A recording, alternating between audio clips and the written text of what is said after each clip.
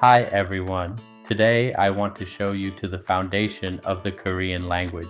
I'm going to show you my book right here on the screen so we can look at it together.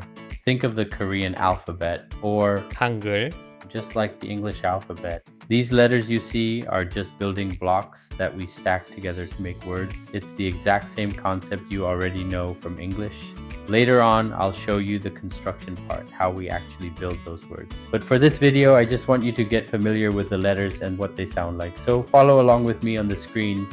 I'm going to show you how to read them, and you can use the book as your guide to hear the sounds and see the shapes. Let's dive in.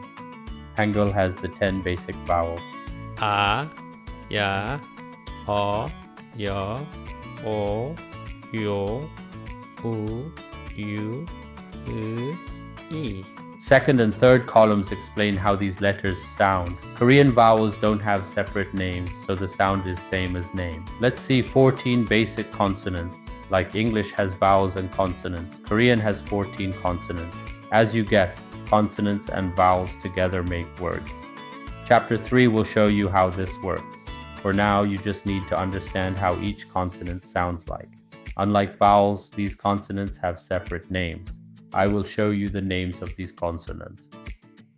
기역, 니은, 디귿, 리을, 미음, 비읍, 시옷, 이응, 지읒, 치읓, 키읔, 티읕, 피읕, and 히읗.